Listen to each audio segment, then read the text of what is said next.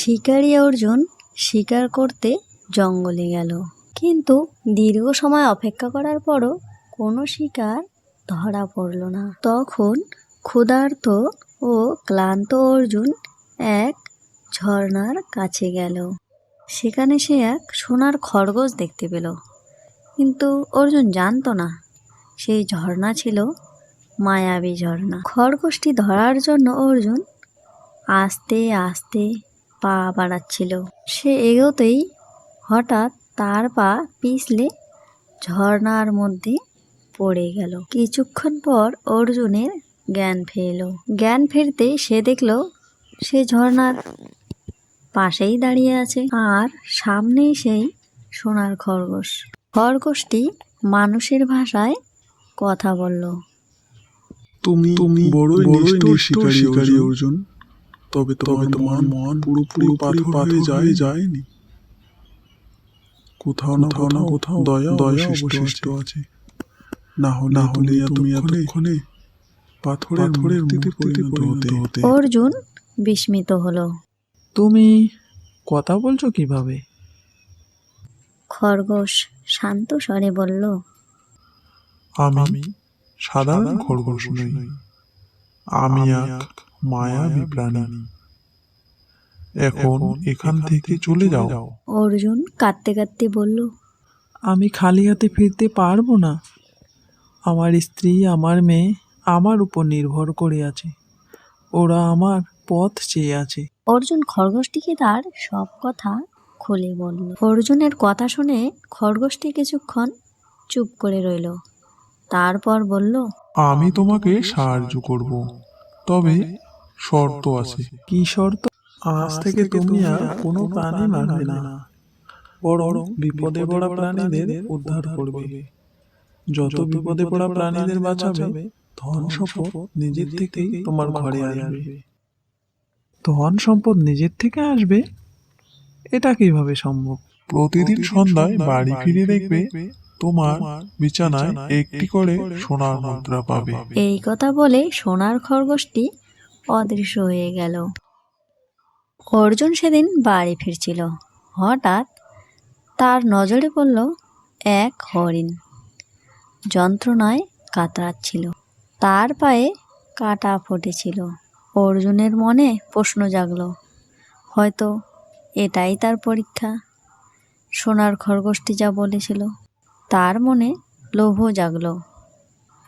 আমি যদি এই হরিণটাকে ধনীরামের কাছে বিক্রি করতে পারি, তাহলে অনেক দাম পাবো। সে ধনুক তুলল। তখনই তার কানে প্রতিধ্বনিত হলো, আজ থেকে তুমি কোনো প্রাণীকে মারবে না। অর্জুন ধীরে ধীরে তার ধনুক নামিয়ে নিল।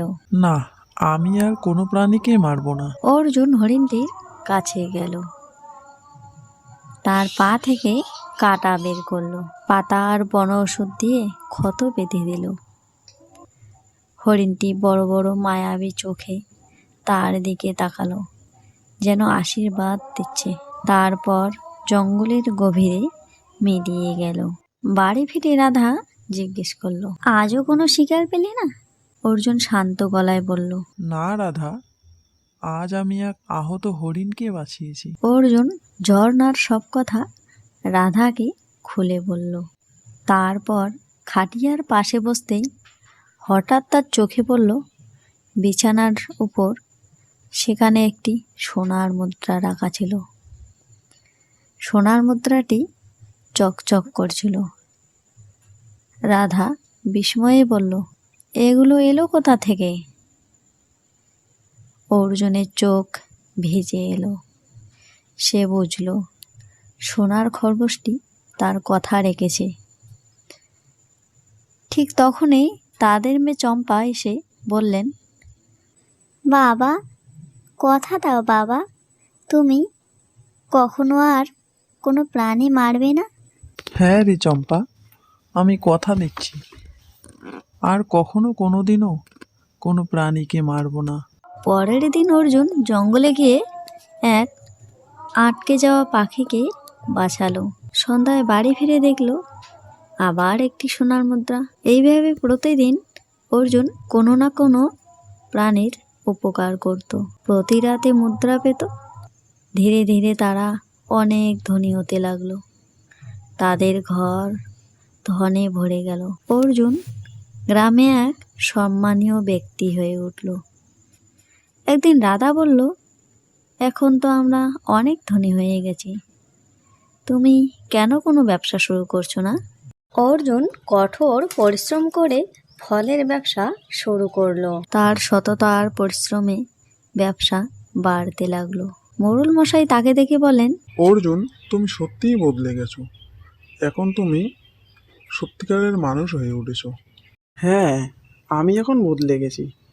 আমি আর কোনো পাখি শিকার করি না, বরং বিপদে পড়া প্রাণীদের উদ্ধার করি। অর্জুনের সাফল্যের কথা শুনে ধনীরাম চিন্তায় পড়ে গেল।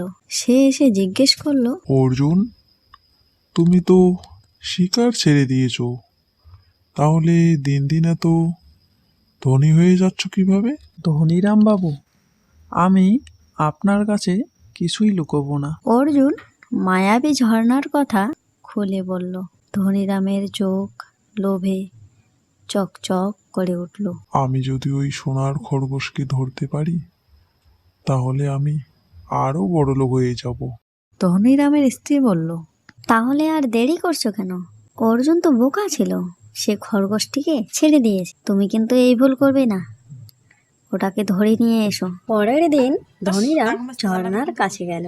সেখানে সোনার খরগোশটি ঘুরে বেড়াচ্ছিল। অর্জুন খরগোশটিকে ধরার চেষ্টা করলো, কিন্তু সে পা পিছলে ঝর্ণার মধ্যে পড়ে গেল।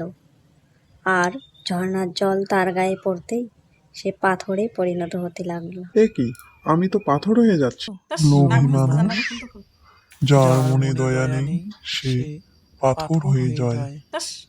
এই ঝর্ণা এক মায়াবী ঝর্ণা। এই ঝর্ণার জল লোভী মানুষের গায়ে পড়লে সে পাথরের মূর্তিতে পরিণত হয়। কিন্তু অর্জুনও তো শিকারী ছিল, তার মনে আবার কিসের দয়া? তাকে তো তুমি ধনী করে দিলে। খরগোশটি শান্ত স্বরে উত্তর দিল, তার ভিতরে দয়ার আলো ছিল, তোর ভিতরে শুধুই লোভ। মুহূর্তেই ধনীরামের শরীর পাথরের মূর্তিতে পরিণত হলো। ঝর্ণার ধারে আরও এক পাথরের মূর্তি দাঁড়িয়ে আছে, যার বুকে লোভের ছাপ। সন্ধ্যা পর্যন্ত ধনীরাম বাড়ি না ফেরায় তার স্ত্রী চিন্তিত হয়ে বলল, হে ঈশ্বর, আমার স্বামী ঝর্ণায় গিয়েছিলেন, এখনো তো বাড়ি ফিরলেন না, কোনো বিপদ হলো না তো? এই কথা বলে ধনীরামের স্ত্রী সরাসরি অর্জুনের বাড়ি গেল। অর্জুন, আমার স্বামী ঝর্ণায় গিয়েছিল, এখনো ফেরেনি, দয়া করে সাহায্য করো। অর্জুনের মনে রাগ হলো। সে বুঝল ধনীরাম নিশ্চয়ই খরগোশকে ধরতে গেছে। আসলে ধনীরাম বাবুর সেখানে যাওয়ার কি দরকার ছিল?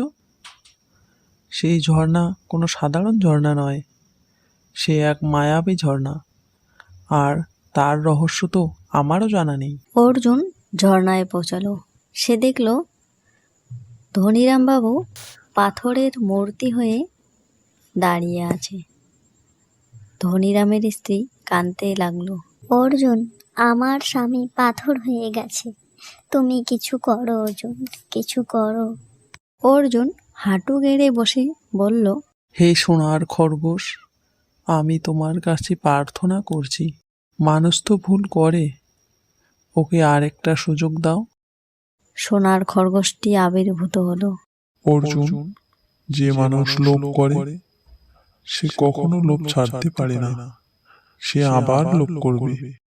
অর্জুন বলল, আমি ধনীরাম বাবুকে বদলাতে সাহায্য করব। কিছুক্ষণ নীরবতার পর খরগোশটি বলল, ঠিক আছে, তবে একটি শর্ত আছে, সে সে তার সম্পদ গরিবদের মধ্যে বিলিয়ে দেবে।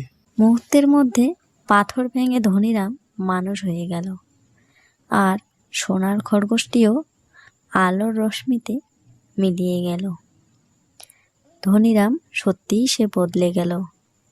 তার সম্পদের বড় অংশ গরিবদের দান করল। অর্জুন গ্রামের সবচেয়ে সম্মানীয় ব্যক্তি হয়ে উঠল। একদিন ঝর্ণার ধারে শেষবারের মতো সোনার খরগোশটি দেখা দিল। অর্জুন, এখন তোমার আর সোনার মুদ্রার প্রয়োজন নেই, তোমার হৃদয় এখন সোনার।